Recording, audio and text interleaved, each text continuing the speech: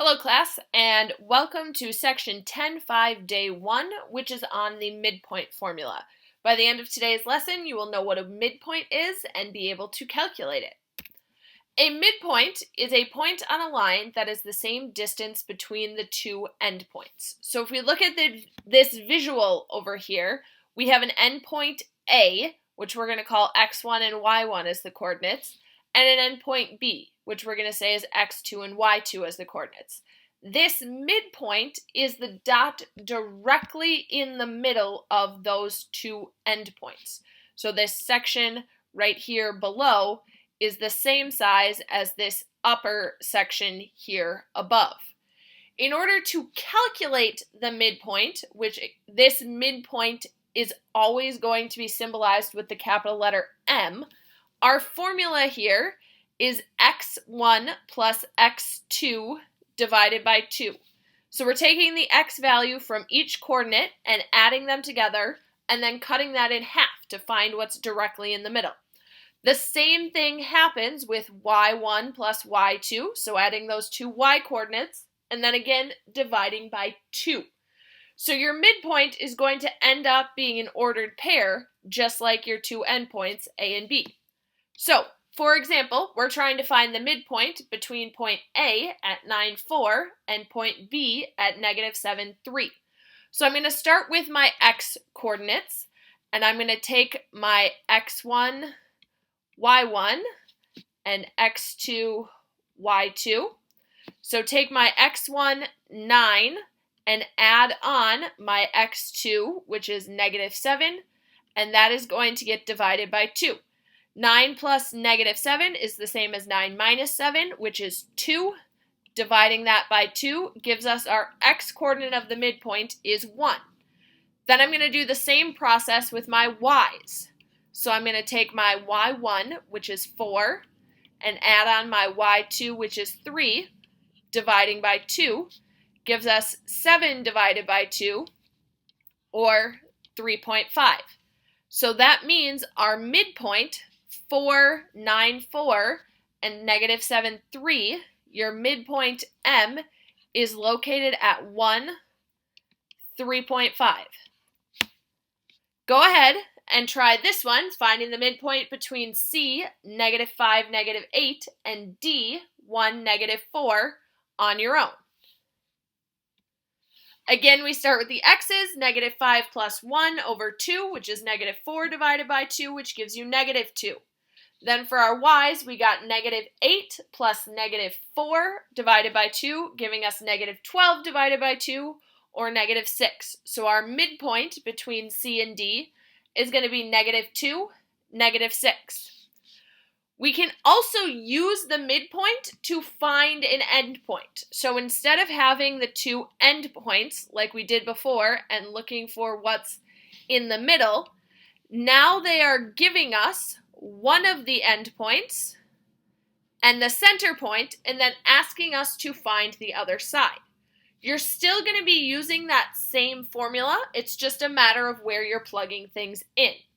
So the midpoint of xy, this tells you xy is your line segment, is M, negative 4, 5.5.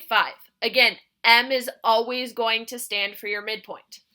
It says one of the endpoints, x, is at negative 3, 8, and we need to find endpoint y. So we're going to use that same midpoint formula, and we're going to start with our x's. So I've got, remember, from the formula, x equals x1 plus x2 divided by 2. But now I know what my x1 and my y1 are, and I'm looking for that x2 and y2. So I can go through and replace the values that I know in the equation. So we know we want our midpoint coordinate to be negative 4. We know that our x1 value is negative 3. We need to figure out the x2, and our formula is always going to include that dividing by 2 piece.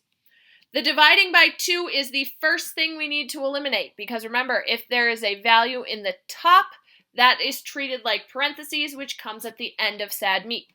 So we're going to start by multiplying by 2 on both sides. and I get negative 8 is equal to negative 3 plus x2. Then to get rid of that negative 3, I'm going to go ahead and add 3 on both sides of my equation. And I have negative 8 plus 3, which is going to give me my x2 value is negative 5. I'm now going to repeat that process, but I'm going to now use my y values. So my y midpoint number is 5.5, and that's going to be equal to my x1, which is 8, plus my y2, which I don't know. I said x2 was 8, but it is actually y1 is 8, plus y2, which we don't know, divided by the 2 value. Then, again, we need to start by removing that 2. So I'm going to multiply 2 on both sides of the equation. And I have 5.5 times 2, which is 11, is equal to 8 plus the y2 value. Then I need to subtract 8 from both sides to get y2 by itself. And I get 3 is equal to y2. So that means this endpoint y that I am looking for is at negative 5, which was the x, and positive 3, which was the y coordinate that I got as I worked backwards. Go ahead and try this one on your own. The midpoint of FG is 9, 4. One of the endpoints of FG is 8, 0. I would like you to find endpoint G. So first, for the x's, we set it up as 9 is equal to x1 plus 8 divided by 2. Notice in this case, I plugged the 8 in for the x2. In this last one, I plugged it in for the x1. It doesn't matter whether you plug it in for 1 or 2. You just have to be consistent. We start by multiplying by 2, then we're going to subtract our 8, and I get x1 is equal to 10. Then in this second one, multiply by 2 again, and then subtract the 0, so I get 8.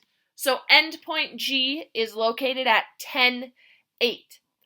If you have questions about this or anything else from the lesson, please feel free to reach out and let me know.